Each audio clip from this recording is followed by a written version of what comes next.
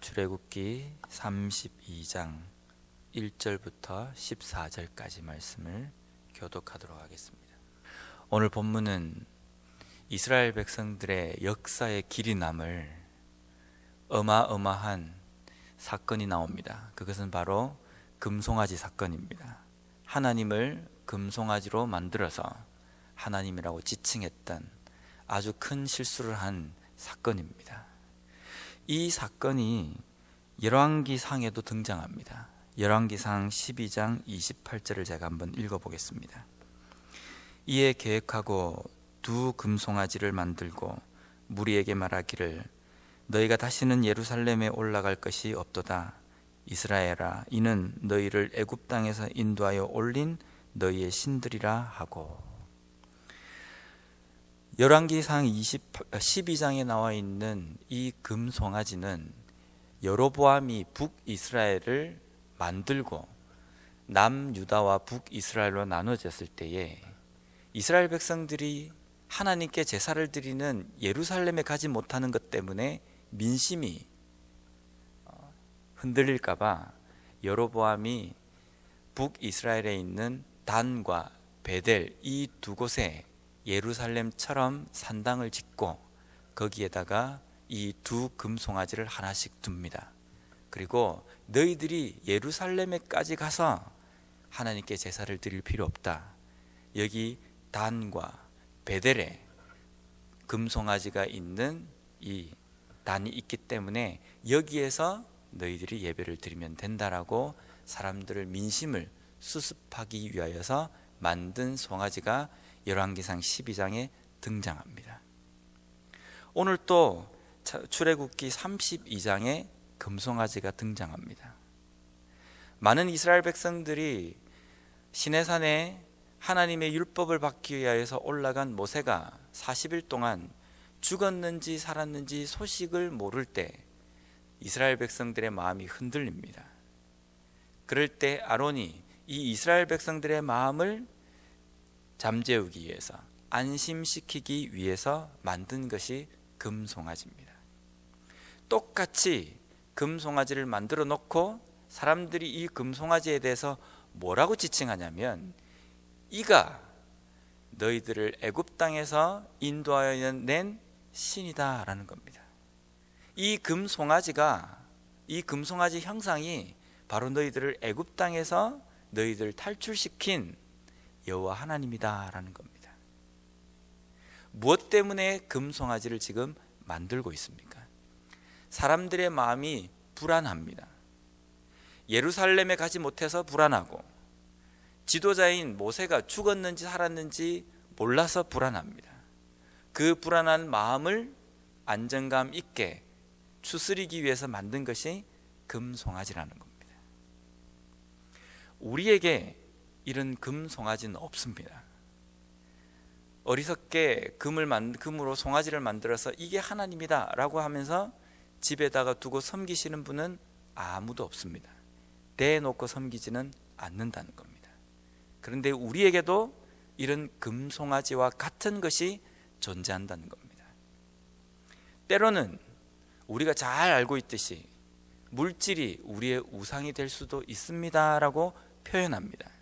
왜 물질이 우리의 우상이 되어버리냐면 대놓고 물질을 보면서 이게 하나님이다 우리는 그렇게 말하지 않습니다. 그런데 우리는 가끔 자주 이런 이야기를 합니다. 하나님께서 우리에게 은혜를 주셔서 나에게 이런 은혜를 주셔서 물질적인 복을 많이 주셨습니다 이렇게 표현합니다. 즉 물질을 많이 소유하고 있는 것이 하나님의 은혜와 연관시켜서 표현한다는 겁니다. 그러면 거꾸로 물질이 점점 줄어들면 어떻게 되는 겁니까? 하나님의 은혜가 고갈되는 겁니까? 물질이 조금 있는 사람은 하나님의 은혜가 조금 있는 것이고 물질이 많이 있는 사람은 하나님의 은혜를 많이 받은 것입니까? 물질을 하나님의 은혜와 연관시켜서 생각하면 어떻게 해야 되겠습니까? 어떻게 해서든지 물질을 많이 불려야 합니다. 이익을 많이 남겨서 내가 물질을 많이 가져야 합니다. 그래서 사람들은 노력합니다. 돈을 많이 벌기 위해서 노력한다는 겁니다. 그래서 그 물질이 하나님의 은혜, 곧 하나님인 것처럼 연관지어서 신앙생활에 적용한다는 겁니다.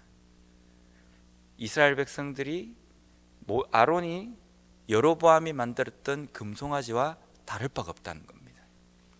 보이지 않는 하나님을 마치 보이는 금송아지로 만든 것처럼 보이지 않는 하나님의 은혜를 보이는 물질로 만들어 버렸다는 겁니다. 그래서 내 삶 속에 물질이 있으면 이것이 하나님인 것처럼 안정감을 갖는다는 겁니다. 우리에게 이런 아주 큰 극단적인 예도 있지만 소소한 예도 있습니다. 다른 예는 제가 잘 못 들겠고, 실질적으로 제가 목격하고 경험했던 예는 제가 이전에 한번 예를 든 적이 있는데요. 어떤 교회에서, 제가 사역했던 그 교회에서 오후 예배가 7시 반에 있었습니다. 근데 너무 늦은 시간이라고 이걸 좀 앞으로 당기자는 말이 있었습니다. 그 회의를 하는 중에 나이 지긋하신 장로님께서 이런 이야기를 하시는 겁니다. 내 눈에 흙이 들어오기 전에는 절대로 예배 시간 못 바꾼다는 겁니다. 눈에 흙이 들어오기 전에는 이 예배 시간을 못 바꾼다. 이 예배 시간을 바꾸려면 차라리 내 눈에 흙을 넣고 예배 시간을 옮기라는 겁니다. 나를 죽이고 예배 시간을 옮기라는 겁니다. 이분에게는 이 예배 시간이 목숨과도 같은 것입니다.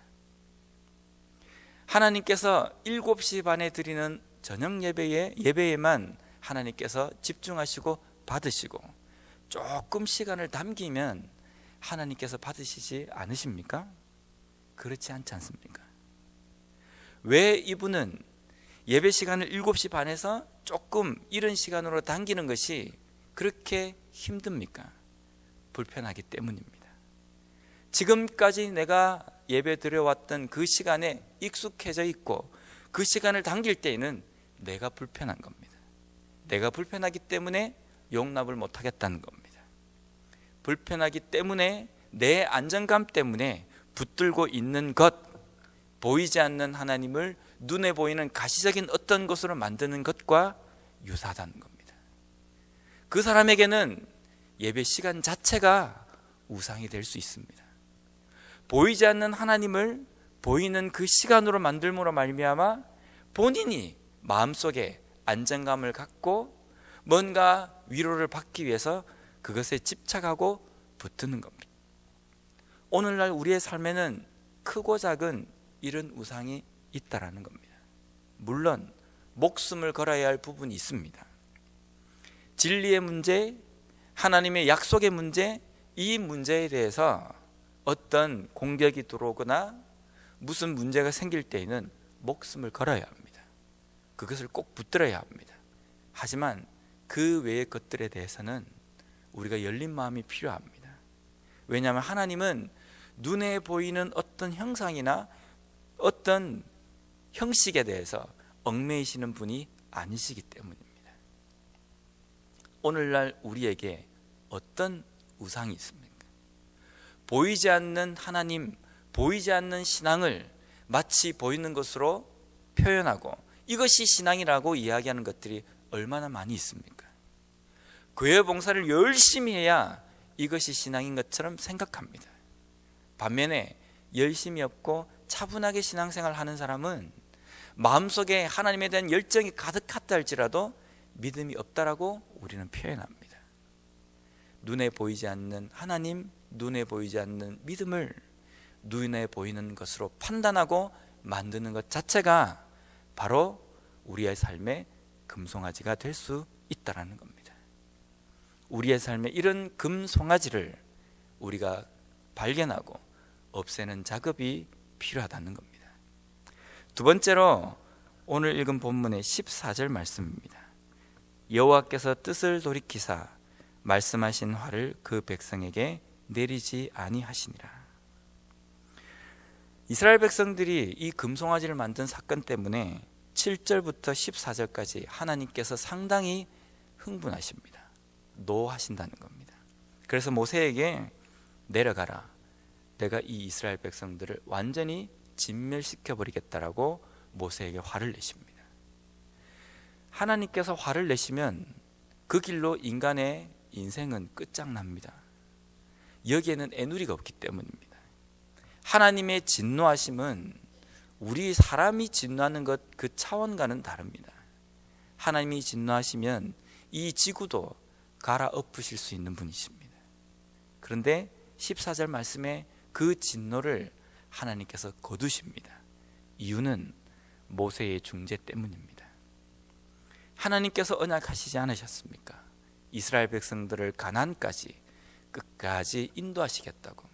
근데 여기에서 진멸하신다고 한다면 사람들이 얼마나 웃겠습니까? 얼마나 비웃겠습니까? 하나님, 이스라엘 백성들의 죄를 용서해 주시고 끝까지 가나안 땅까지 갈 수 있도록 인도해 주십시오라고 하는 모세의 중재 때문에 하나님께서 그 진노를 거두십니다. 용서하셨다는 겁니다. 우리에게도 때로는 예수님께서 우리를 용서하심, 하나님께서 우리를 용서하심에 그 용서하심을 우리도 본받겠다라고 이야기합니다. 누군가가 나에게 어떤 잘못을 했을 때 우리는 용서한다고 이야기합니다. 그런데 우리의 용서와 하나님의 용서는 차원이 다릅니다. 왜냐하면 우리는 용서했다고 하지만 마음속에 뒤끝은 남아 있습니다. 꽁 하고 있다는 겁니다. 표면적으로는 용서를 했지만 마음속에는 항상 남아 있어서 상대방이 또 다른 실수를 했을 때에 그 뒤끝이 나온다는 겁니다. 실수를 하지 않아도 뒤끝은 끝까지 남아 있다는 겁니다. 하나님은 뒤끝이 없으신 분입니다. 사형에 처할 정도로, 이스라엘 백성들을 완전히 진멸할 정도로 잘못한 이 금송아지 사건 이후에도 하나님은 만나를 40여 년 동안 이스라엘 백성들에게 내려주십니다. 40여 년 동안 고기를 실컷 먹게 하십니다. 40여 년 동안 목마르지 않도록, 옷이 헤어지지 않도록, 아프지 않도록 안전하게 가나안 땅까지 들어갈 수 있도록 지켜보호해 주십니다. 땡볕에서는 구름 기둥으로 그늘을 만들어 주시고 사막의 그 추운 기후 가운데에서는 불 기둥으로 따뜻하게 보호해 주십니다. 뒤끝이 있다면 이 일을 행할 수 있겠습니까? 하나님의 용서하심은 뒤끝이 없으신 용서입니다. 우리가 하나님의 사람이라고 한다면, 하나님의 백성이라고 한다면 하나님의 이 용서하심과 같이 우리의 삶에서도 그러한 용서가 있어야 된다는 겁니다. 우리 자신부터 있는 그 뒤끝을 깨끗하게 소멸하고 온전히 하나님께서 우리를 용서하신 그 용서하심처럼 다른 사람을 용서할 수 있는 그러한 마음을 우리는 본받아야 된다는 겁니다. 오늘 이 말씀을 통해서 우리는 두 가지를 깨달을 수 있습니다. 첫째는 내 삶 속에 보이지 않는 하나님, 보이지 않는 믿음을 보이는 것으로 평가하고 만드는 나만의 금송아지가 무엇인가라는 겁니다. 두 번째로, 그러한 죽을 죄를 지은 이스라엘 백성들임에도 불구하고 40여 년 동안 뒤끝 한번 내보이지 않으시고 끝까지 인도하셨던 하나님의 용서처럼 나 또한 그 용서를 본받는 삶을 살아가고 있는지 돌아보는 이 하루의 삶이 되시길 바랍니다.